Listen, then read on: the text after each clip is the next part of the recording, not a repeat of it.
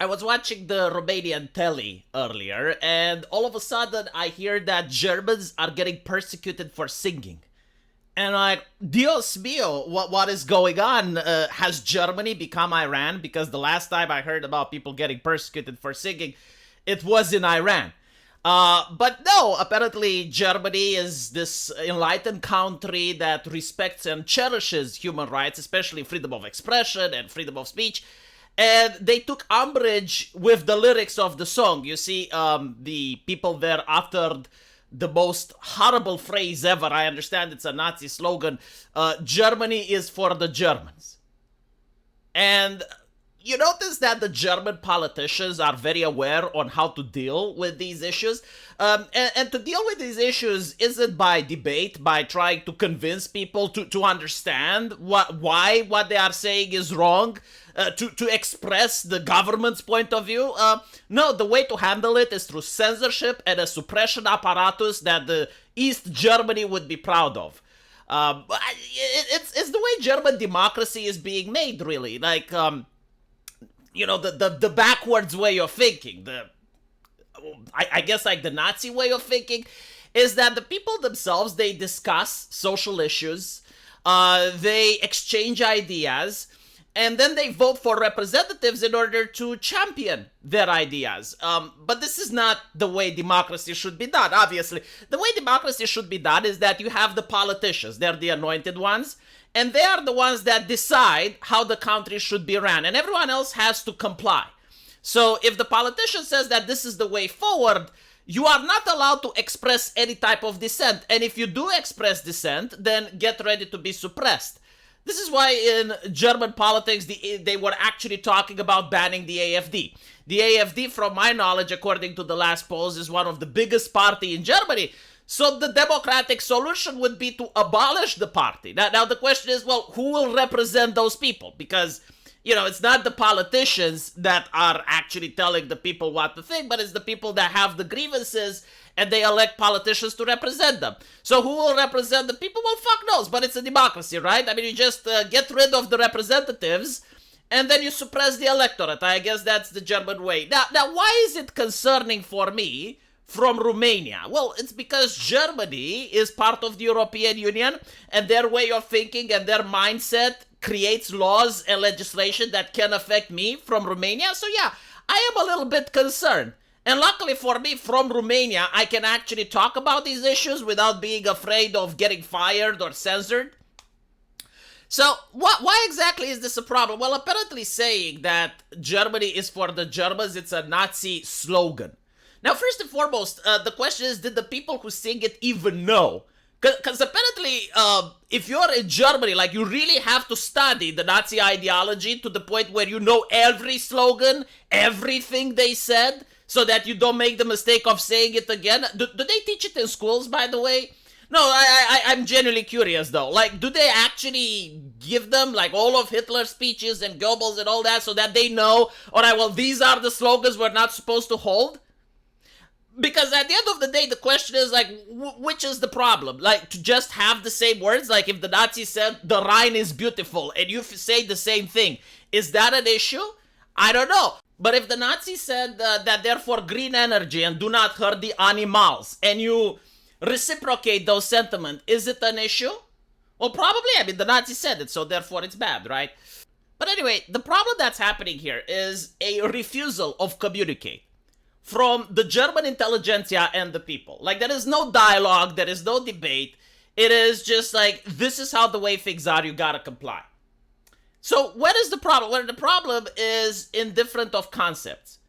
There is one understanding of what a nation is that has existed throughout time immemorial in various cultures all the way around the world, and a new concept of what a nation is that is being fabricated more recently.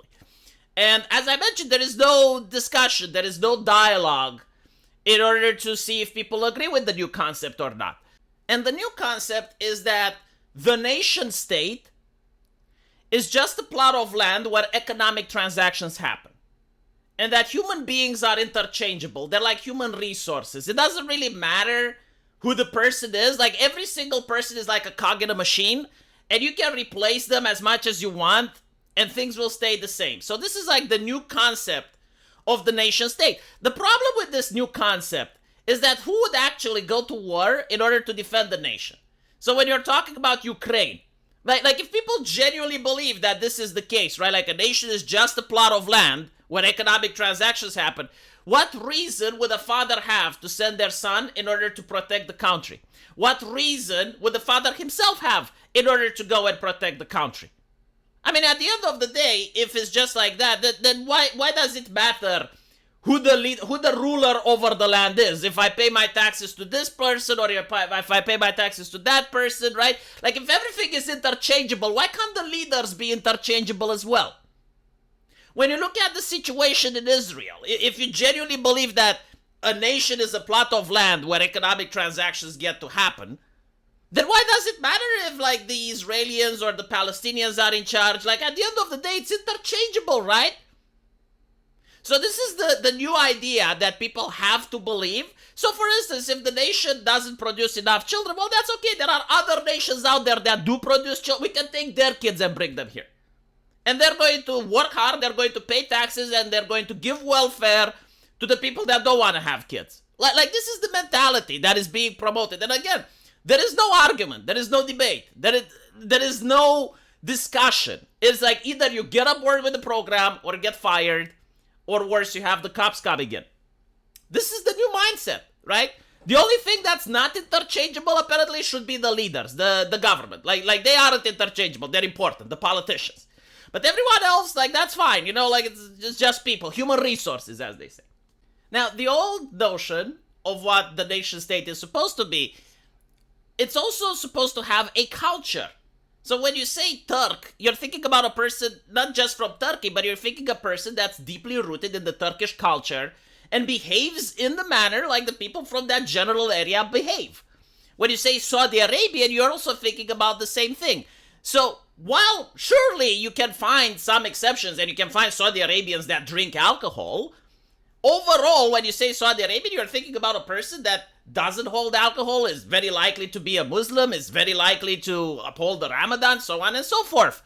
And yes, again, like, there are exceptions, but overall, like, the general theme of things, the general vibe of things is that when you go to Saudi Arabia, you do expect that it's not just a plot of land where economic transactions happen, but it's also a culture with people that have roots in the area.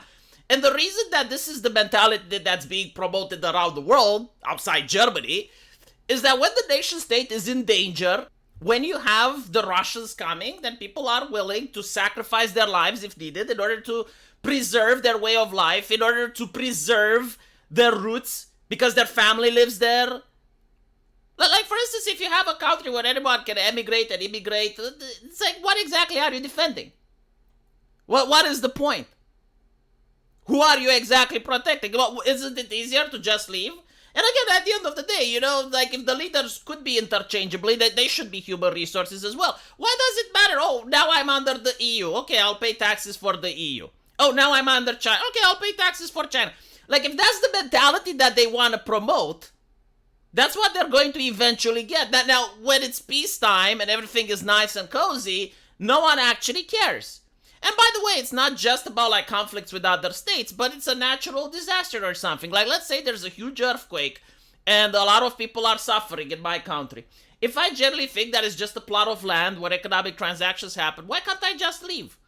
Well, I mean, well, things are bad here. I'll just pick up and go and I'll travel somewhere else.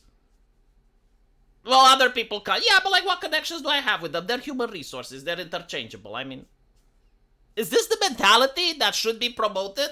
And apparently there's no in-between, right? Either you think like this or you're a Nazi. There's no in-between. Now, in the case of Germany, I can understand why they're like, oh my god, the far right is rising. First of all, like, I'm curious, like, what right-wing is for Germany. Like what would they deem as acceptable right-wing thought? Because if they think this is far right, like, seeing a Republican from the United States may actually traumatize them. Because I guarantee to you, like, the mindset of a person from Texas is far more to the right than like, even the most extremist AFD member that you can possibly find. But anyway, right, okay, I would even say that communist China is more right-wing than Germany. Like, if you take, like, an average Chinese citizen, and which is a communist, right? Like, he supports the CCP, like, he would have values that are extremely far to the right. Like the German language does not have the words to describe just how far to the right the average Chinese citizen would be. But anyway, the main issue is that in Germany recently there have been many marches in support of Hamas. How does the German government feel about that? Are they considered to be far right or far left? Do those people have a right to vote? I mean, some of them may. What happens when they elect their own parties? Do they care? Do they? Because the thing is, like, apparently, like, you're not allowed to promote the concept of a German culture. There's even that famous picture of Angela Merkel taking away the German flag with disgust. Which is like, okay, fine. But do other people that come from other places in the world that have been trained in a different mindset than the concept of human resources, are they allowed to maintain their values? The answer is yes. Well, if that's the case, what's to stop them from forming political parties, voting for their elective in power, and then enforcing their way of thinking the same way that currently the German politician enforces its way of thinking? Not through debate, not through discussion, not through dialogue, but like, okay, you're not allowed to do this? Horrible, how could you have done this? Everyone gets fired. Oh, there's this new political party that's rising in the polls, can we ban it? Is there any way to suppress it? I mean, this is a little bit concerning. Unironically, though, I'm genuinely curious about people who live in Germany and are my subscribers. Do debates even happen? Like, do you guys have debates on television? Like, legitimately, I'm genuinely curious. Like, are there people from, I don't know, the AFD and the Greens coming together and just discussing things? Debating social issues, debating the economy, debating the war in Ukraine. You know, the important aspects of day-to-day life. Does that actually happen? Because if it doesn't happen, it is concerning. Now, the German government is shocked that this song is becoming popular. And people on TikTok are singing it and everything else. Now, what's interesting is that I also saw on Twitter a very popular video where people were singing the opposite. Like, there were some children and they were singing "Foreigners in, Germans out." I'm curious if that's a hate crime in Germany. I mean, if the reverse of the song is allowed, but the song itself isn't, what do you think is going to happen in the future? Like, is this healthy for a society? That's like having these types of, like, we're only going to suppress one side of the argument while allow the other to continue? Like, are people even allowed to ask the questions that I'm asking? Like, is what I'm asking dangerous? Because again, like, I'm a Romanian. Like, here it's okay to ask these things. But I'm curious, like, if you're in Germany and you're trying to have this dialogue, how do people react? It's very interesting, isn't it? Let me know what you guys think. And as usual, I will see you in the comment section. Take care.